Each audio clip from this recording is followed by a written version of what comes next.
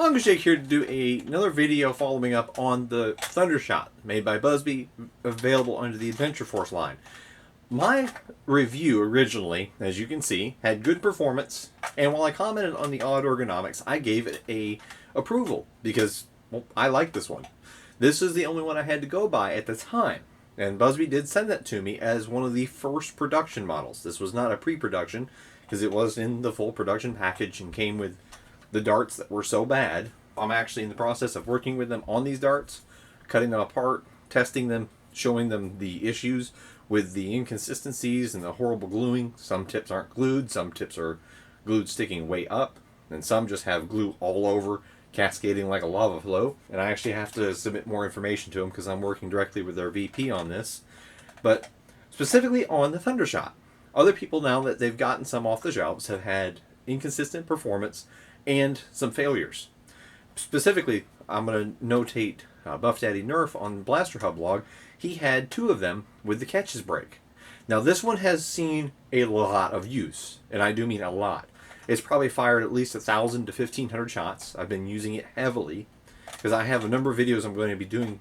I'm going to delay them for now, but I was going to be comparing this to the Fortnite 6-shotter as well as the hammer shot. And I mean, up to this point, using this one as an example, it had the highest performance, highest capacity, but the oddest ergonomics. Spoiler alert. It was kind of a give or take. But now, with the things that other people are reporting, I am going to take a second look at it. I bought 2 with my own money here. This is the one that was sent to me by Busby, and my performance was as I shown. With a mixture of darts, I was getting well above the Nerf standard. Precise Pros work the best with it. If I can actually hit the... I do need to get one of the better chronographs. I'm getting tired of actually hitting the chronograph here. But these are registering all the way up in the 80s. And some of them are actually hitting all the way to 90. I'm going to put that live so you can see this. That is a genuine shot with Precise Pros. Now, if you throw in other things, I'm seeing around high 60s to low mid 70s. And I want to show this to you. There's a 62.1 with a worn Elite dart. So lower end performance is still in the 60s. Some people are reporting and trying to say that this thing's getting all the way down to the 40s. Now, I don't doubt their findings, but it's very inconsistent compared to mine. There's a 71.5. And I was averaging over 70, typically. So, just to showcase, very good performance with Precise Pros, 80s and 90s. 70s with decent darts, and 60s with worn darts. Now, what I'm going to do is we're going to take a couple of these out of the package, and I'm going to fire the same kind of mixture of darts with each of these. And then these are going to, regardless of performance or issues, I will eventually mod these. Because I do still think that this is deserving of mods. So, while you're watching, and yes, it's still warm and humid here, let's take this one, never been used or opened, and we're going to cycle that around. Now I'm going to notate immediately. This one that was sent to me has a matte finish on the cylinder. This one is shiny. Already noticing a difference there. Okay, that one is lined up. With Precise Pros, 67.7. So that is a noticeable drop. Let me dig out a few more of my Precise Pros out of the net here. And if you don't have one, these little airsoft net catchers, these are great for in the shop. That was an error, because it read 186.7, so got to throw that one out. 76. Okay, so we have a drop in performance just comparing Precise Pro to Precise Pro. Because this one here that was sent to me was consistently getting 85 to 90 with Precise Pros. We're seeing now 60s and 70s. 46.6 with a brand new men gun. Okay, there's a little bit of validity here to what people are claiming. Let me do a few more. 58.3. These are with men guns. So this is significantly lower performance than, again, this one that was sent was averaging high 60s to low 70s, even with bad darts. 57.8 with another brand new men gun. With men guns, this one was averaging about 71 to 72. So we're going to compare. Remember, this is the first one of two. Misread. It read out as 394.2. The Ace Tech sometimes does that. You have to shoot a number of shots to be able to validate that. Now, X-Shot Dart got 81.3, but that's been the only one so far with a good performance. I'm going to try another X-Shot. For those of you who've never seen any of these videos, this is what I typically do off camera. But I'm going to do it on camera this time. 37. That was an X-Shot Dart that was brand new. That's a 37 FPS shot. So lower performance out of this one. And I am going to keep these separated. Throw that package off. Get rid of that bag. Let's open up the second one. Now this is $20 I spent specifically to address these issues. Again, we're going to throw that off there. And we're going to go on to this one. Put it in Precise Pro. And I can tell you this just by feel. This one, listen. And yes, you can prime these one-handed. I've seen people make the claim you can't. You absolutely can prime this one-handed. It just requires a much more awkward way of doing it. So it is inferior to the hammer shot in that, but it is doable. If somebody says it's not, they're not providing you accurate information. Now these catches are not positive. You can hear that. Nope. That is not catching in the same way that this is. You can hear a very distinct click. That's because this actually has a full catch mechanism on top of the pink one that Buff Daddy Nerf showed. Now let's fire this. And yes, I'm still dealing with very high humidity. I apologize for the shininess. 87.8 on a Precise Pro. So comparable performance out of this one. 81.8. Let's go for a worker.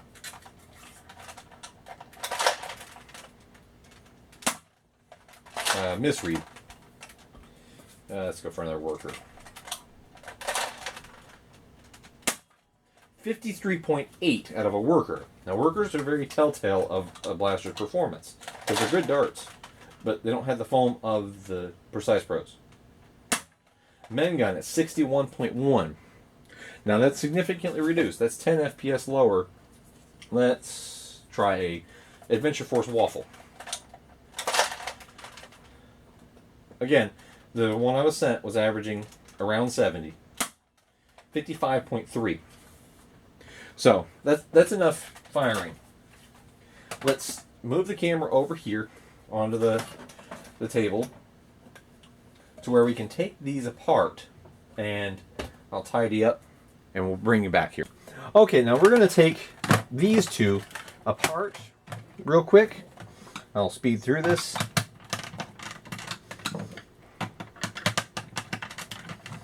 And yes, I could have done this off camera, but I don't want to. I want you guys to see this for yourself firsthand, that I'm taking these apart and have not altered anything, because you guys got to see them come out of the package and the first shots fired. And that's how I want it to be. The internals of the one that I was sent, which is over here off to the side, those are clearly visible on YouTube in my previous video. And we're going to see. I want to see if they've changed the catch mechanism, and I want to see if they've made any internal changes to the plunger tube, or if these are dry, or some other issue such as that. There is that. These do come apart very easy, so that is kind of a saving grace of them. No matter where you stand on the blaster, it is actually a nice shell. I do think it needs a different grip. And the barrel is either, I mean, it's neat. You know, it's definitely got almost a cartoony look to it. Whether that's your taste or not. But it's neat. And one of these that I'm taking apart now will get made into a revolving rifle with a wooden stock. That is something I absolutely am going to do. I may have to rework the internals of one of these if they have subpar performance, as you've already seen. Or it may just be cosmetic mod. Not everything has to be absolute peak performance, but we do want our blasters to perform at expectations. Okay, that is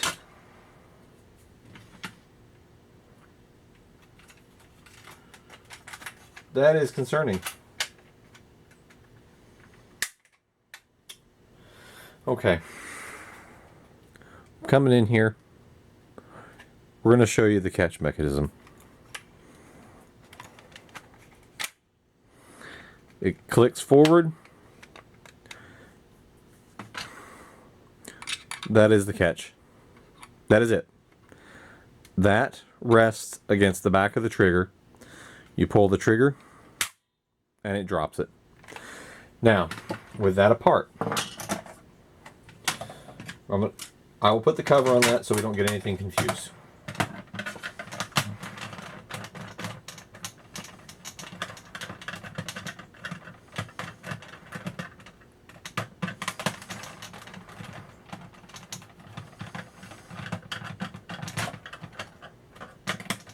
I apologize for you having to watch me unscrew the blasters, but I want this to be done this way.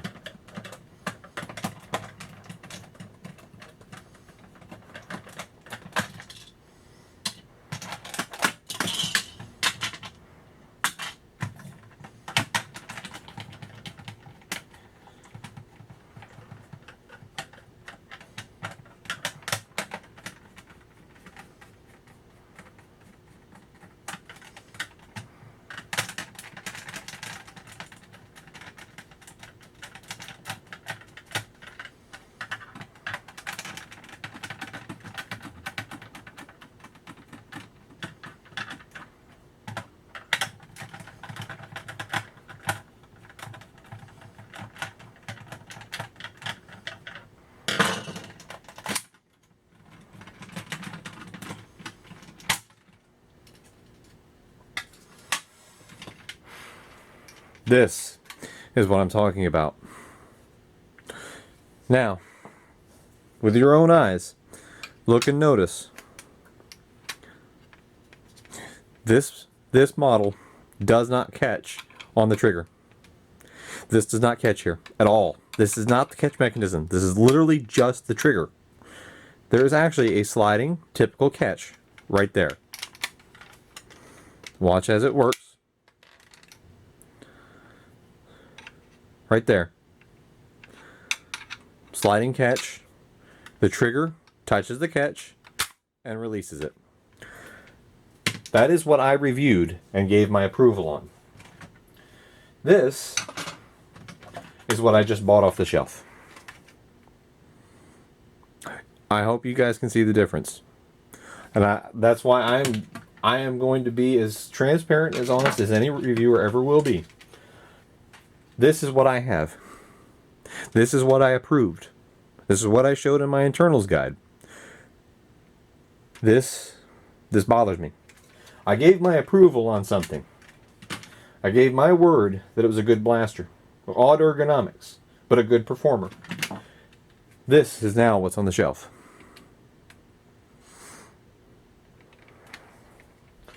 We're going to open up the other one here. Now this is... I'm going to close this one and set it aside.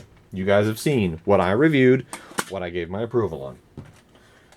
These are bought with my own money. You see what I've got.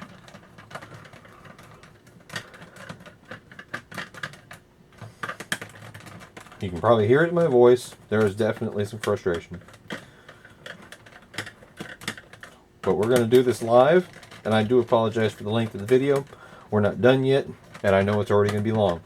But this is the thoroughness that I want. You come into my channel not for quick, short, clickbaity videos. You come to my channel for information. And that's what I seek to provide. Let's take this one apart right here in front of your eyes. Can this be made to be a successful blaster? Yes. Cost effectively? No. What you're going to have to do is that these parts will have to be metal. They will have to be metal. There is no way around that. You will have to make these out of metal. It will need a metal trigger, and it will need a metal hammer. There's too much stress there for that little bit of plastic to hold. And that's why I was so confused when I seen Buff Daddy's posts both on Facebook and on Blaster Hub blog, which I do go there and check it out and browse while basically sometimes drinking my cup of coffee. I seen his and I was stumped. I was like, wait, that part doesn't even exist on mine. This catch mechanism doesn't exist, as you've seen. This is a change on the fly. Now, this is not a good sign. This has the shiny, and this may be the best telltale sign. This has a matte finish on the cylinder. Glossy, glossy. So, that may be the warning sign. That first run that has the matte cylinder, that may be what you need to look for. As we can see, again, 2 for 2 that has the inferior catch. We're 2 for 2 on these. This is how this one works. It lifts past the trigger falls back down, and all it does is sit right here. That's it. That will eventually stress and break. Does it work? Yes. Does it work? But it's a destined to fail part. I hope it's not a planned failure, because I want everybody in the community to see what I reviewed and what I put my stamp of approval on. Here it is. A proper catch mechanism. The hammer never once engages the trigger throughout the entire cycle of priming. See that? There is no engagement here. This is what I looked at and reviewed. Then when you fire, it's a normal catch. Now, still, I mean, eventually you'd want to upgrade this to metal, this to metal, this to metal. But this is the superior design. This is what I put my stamp of approval on. Because as a $10 blaster, this thing's fantastic. This one that I reviewed is genuinely fantastic. We're getting between 45 to 60 FPS on those two. We're getting 70s all the way up to 90 if you use Precise Pros. This one is genuinely superior performance and capacity wise to what Nerf's offering. A little inferior on the ergonomics, but it's also cheaper too. $10. So it was the cheapest, highest capacity, highest performer. That was my perspective. So before anybody jumps to conclusions, I've seen some clickbaity videos, and I actually had seen some chatter about me personally. But before anybody jumps to conclusions, this is me showing you full transparency. I went and paid my own $20 to buy these two. This one was sent to me. I gave the stamp of approval on this one because this one genuinely is a superior blaster in some ways. Oh, and the people who say that you cannot one-hand the Thundershot, that's not true. I've showed it on my videos. You absolutely can. It's just not as convenient or ergonomic compared to the hammer shot. Nobody would ever argue that it is. But with the grip being a completely separate piece, from my perspective, it was absolutely worth, 3D printing up something different. But this is to answer a number of questions, including one of my patrons was very, very curious because he was really hyped for this blaster. And I know I'm probably sealing the nail in the coffin for him on this one because he was really looking forward to this. But I mean, I was, of course. Now, for me, this leaves me at a junction in the road. I know what I gotta do. For one, I gotta contact Busby and see why this change was made. And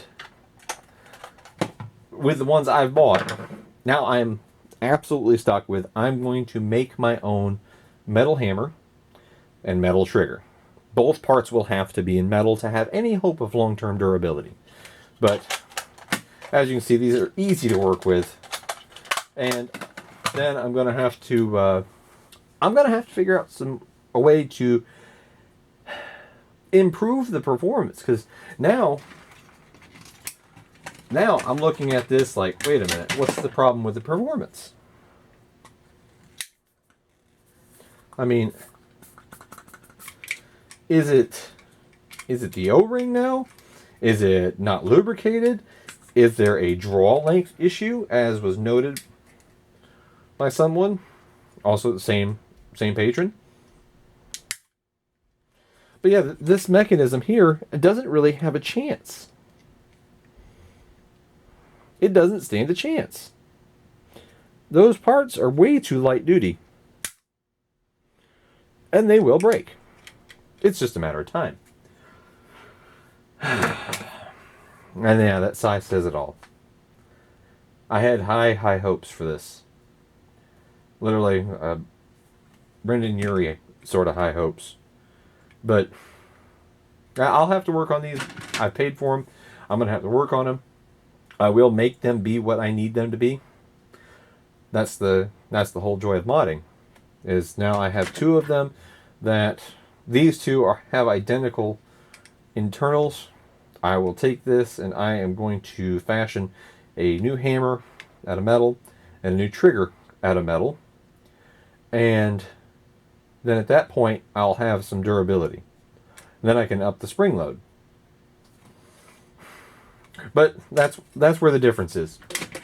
The change was made after I received my blasters from the basically what I got was early access to early production runs. I don't know why the change was made. I will have to talk to Busby in one of my conversations with him and see why, what, when, where, how. If all upcoming production ones are this style, I don't know that I can recommend it. It means I can't recommend anything that has a tendency to fail. If this was a mistake and there's a bad run of them out there, you'd say avoid buying these. Again, shiny cylinder. I mean, it's very noticeable. The one I have has a matte cylinder. This has a very glossy cylinder. This actually looks nicer. This looks like higher quality plastic. This looks like, dare I say, cheaper. The shiny plastic looks like cheaper plastic. And doesn't actually fit with the rest of this, because the rest of the shell is good quality plastic. These shells are actually pretty nice. They're sturdy, heavy duty. But that brings it to a close. Revisiting the Adventure Force Thundershot. Why did it all of a sudden hit a brick wall? We can see why. A total redesign of the entire rear end of the mechanism, eliminating a traditional catch and putting it in place with this little tab. But this is Motor Shake, showcasing something that is a little disappointing, but still needs to be said. Hope you enjoyed this, and thanks for watching.